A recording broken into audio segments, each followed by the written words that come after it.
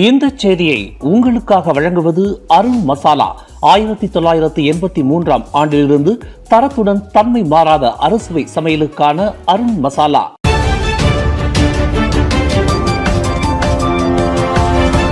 வணக்கம். திசைகளின் ஒரு மணி செய்திகள். கூட்டணி சவால்கள் நிறைந்த நெகிரிசம்பிலான் தேர்தல். 22 தொகுதிகளில் வென்று ஆட்சி அமைப்போம் என பக்கத்தான் ஹரப்பான் நம்பிக்கை.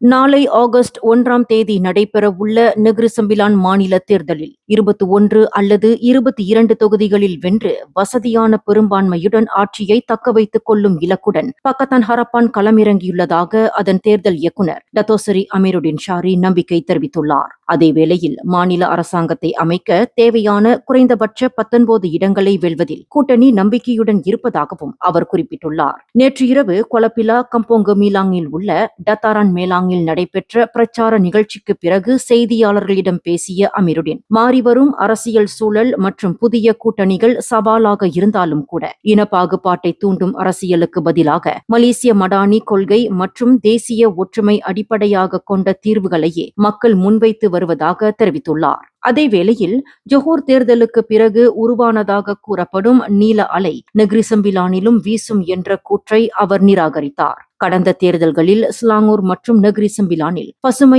அலையை வெற்றிகரமாக எதிர்கொண்டதாக குறிப்பிட்ட அவர், இந்த தேர்தலிலும் மக்களின் நம்பிக்கையை பெறும் வகையில் பிரச்சாரம் மேற்கொள்ளப்பட்டு வருவதாக குறிப்பிட்டார். கடந்த 2018 முதல் மந்திரி பசார் டத்தோசரி அமீருடின் ஹாரூன் தலைமையிலான அரசின் செயல்பாடுகளை மதிப்பீடு செய்து மக்கள் மீண்டும் ஆதரவு வழங்குவார்கள் என நம்பிக்கை தெரிவித்த அவர், 2018 ஆண்டு மாநில தேர்தலில் பக்கத்தான் 20 இடங்களையும் 2023 ஆண்டு தேர்தலில் பரிசான் நேஷனலுடன் இணைந்து மொத்தம் 31 இடங்களையும் வென்றதை சுட்டிக்காட்டினார். தேர்தல் களம் தற்போது மாறியிருந்தாலும் மக்களின் ஆதரவு தொடர்ந்து பக்கத்தானுக்கே இருக்கும் என்ற நம்பிக்கை இருப்பதாகவும், இன்று வெள்ளிக்கிழமை நள்ளிரவு வரை தேர்தல் பிரச்சாரம் முழுவீச்சில் தொடரும் என்றும் அமீருடின் ஷாரி விவரித்துள்ளார்.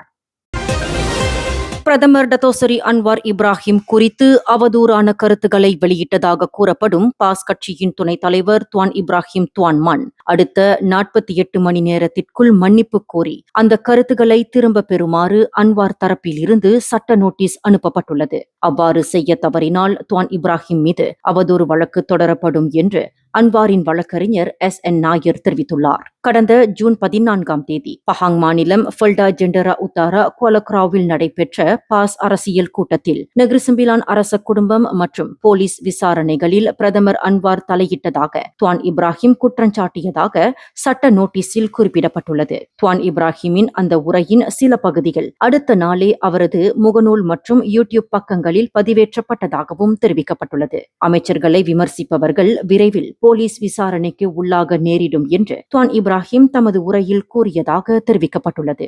மேலும் நிதி முறைகேடு, ஊழல் மற்றும் அதிகார துஷ்பிரயோகம் குறித்து அவர் பேசிய கருத்துகள் பிரதமர் அன்வார் இப்ராஹிம் மற்றும் அவரது ஆட்சியை குறிக்கும் வகையில் பொதுமக்களால் புரிந்து கொள்ளப்படலாம் என்று அன்வாரின் வழக்கறிஞர்கள் தெரிவித்தனர். எனினும் தமக்கு எதிரான அனைத்து குற்றச்சாட்டுகளையும் அன்வார் மறுத்துள்ளார். அரசாங்கத்தை விமர்சித்தவர்களை விசாரிக்க போலீசாருக்கு தாம் எந்தவித உத்தரவையும் பிறப்பிக்கவில்லை என்றும் நெகிரிசம்பிலான் அரச குடும்ப விவகாரங்களில் ஒருபோதும் தலையிடவில்லை என்றும் அவர் விளக்கமளித்துள்ளார். அத்துடன் துவான் இப்ராஹிம் தனது கருத்துக்களை திரும்ப பெற வேண்டும், சமூக ஊடகங்களில் வெளியிடப்பட்ட பதிவுகளை நீக்க வேண்டும், நிபந்தனையற்ற பொது மன்னிப்பு கோர வேண்டும் என்றும் அன்வார் கோரியுள்ளார். மேலும் இனிமேல் இதுபோன்ற குற்றச்சாட்டுகளை மீண்டும் முன்வைக்க மாட்டேன் என்று அவர் உறுதியளிக்க வேண்டும் என்றும் அன்வார் வலியுறுத்தியுள்ளார். அதேவேளையில் இழப்பீடும் வழக்கு செலவுகளும் கோரப்பட்டுள்ளன. இதனிடையே துவான் இப்ராஹிம் முன்வைத்த ஊழல், நிதி முறைகேடு மற்றும் அதிகார துஷ்பிரயோகம் தொடர்பான குற்றச்சாட்டுகள் எந்தவித அடிப்படை ஆதாரமும் இன்றி கூறப்பட்டுள்ளதாக அன்வாரின் வழக்கறிஞர்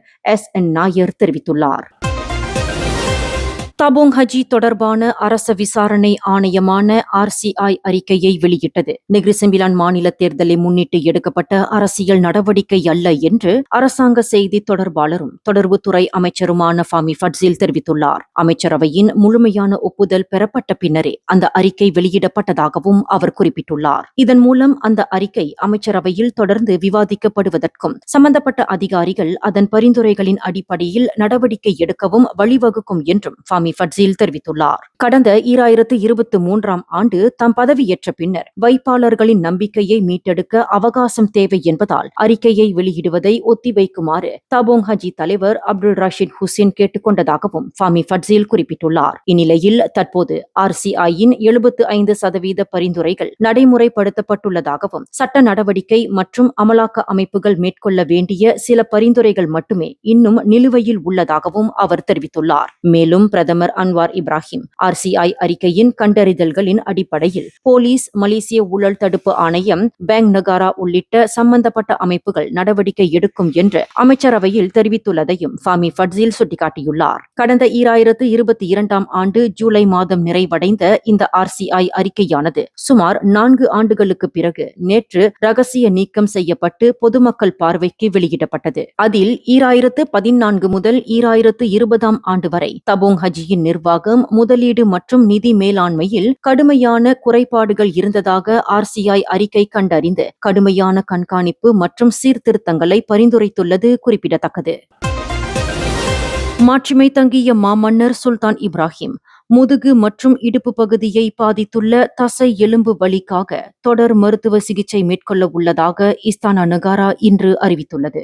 மருத்துவ நிபுணர்களின் ஆலோசனையின்படி சிகிச்சைக்கு முன் முழுமையான ஓய்வு அவசியம் என்பதால் இன்று புத்ராஜயாவில் உள்ள டத்தாரான் பலாவான் நகாராவில் நடைபெற்ற வீரர் தின அணிவகுப்பு நிகழ்ச்சியில் மாமன்னர் பங்கேற்க இயலவில்லை என்று அரண்மனை வெளியிட்ட அறிக்கையில் கூறப்பட்டுள்ளது. இந்நிகழ்ச்சியில் பிரதமர் டத்தோசரி அன்வார் இப்ராஹிம், அவரது மனைவி டாக்டர் வான் அசீசா வான் இஸ்மாயில், உள்துறை அமைச்சர் சைஃபுடின் நசுத்தியோன் இஸ்மாயில், தற்காப்பு அமைச்சர் காலித் நூர்டின், ஆயுதப்படை தளபதி மலே ரசாக் சுலைமான் மற்றும் தேசிய போலீஸ் படை தலைவர் காலித் இஸ்மாயில் உள்ளிட்டோர் கலந்து கொண்டனர்.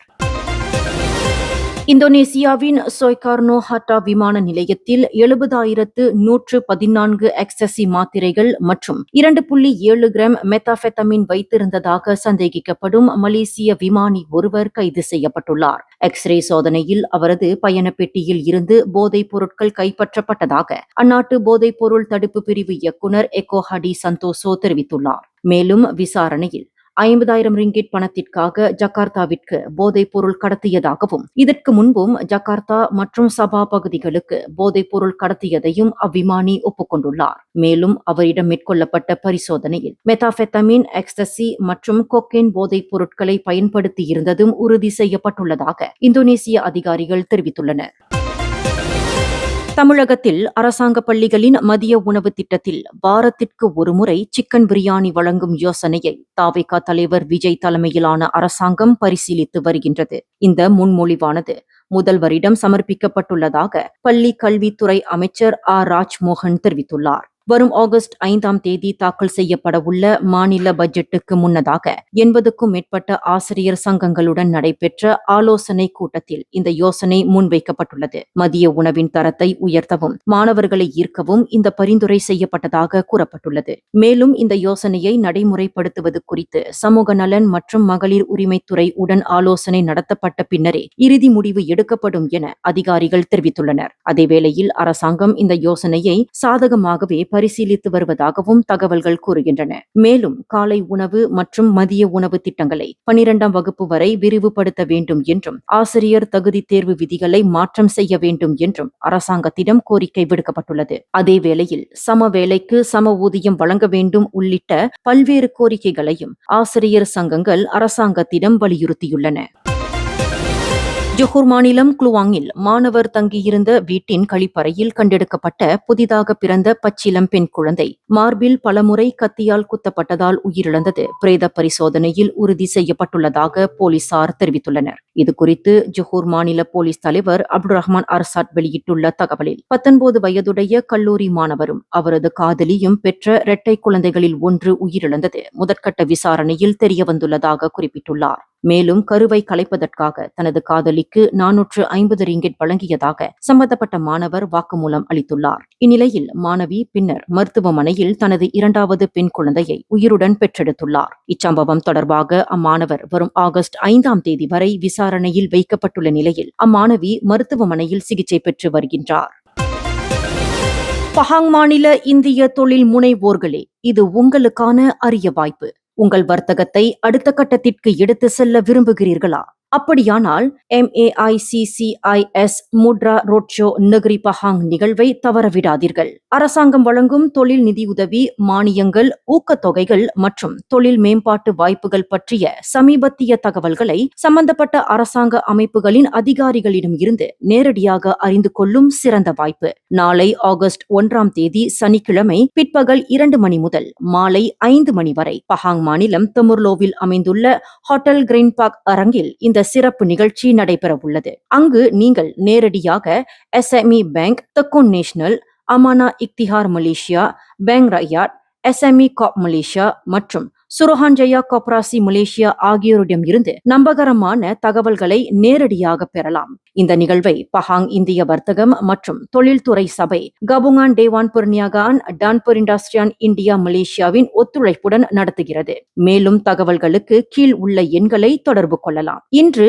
நீங்கள் எடுக்கும் ஒரு சிறிய முயற்சி நாளை 1000 புதிய வாய்ப்புகளுக்கான கதவை திறக்கலாம். MAICCIS முட்ரா ரோட்ஷோ நகரி பஹாங் நிகழ்வில் தவறாமல் கலந்து கொண்டு உங்கள் வர்த்தகத்தின் வளர்ச்சிக்கு புதிய திசையை உருவாக்குங்கள். இந்த செய்தியை உங்களுக்காக வழங்கியது அருண் மசாலா. 1983ஆம் ஆண்டிலிருந்து தரத்துடன் தன்மை மாறாத அறுசுவை சமையலுக்கு அருண் மசாலா. மேலும் செய்திகளை தெரிந்து கொள்ள கீழே இருக்கும் பெல் பட்டனை அழுத்துங்கள்.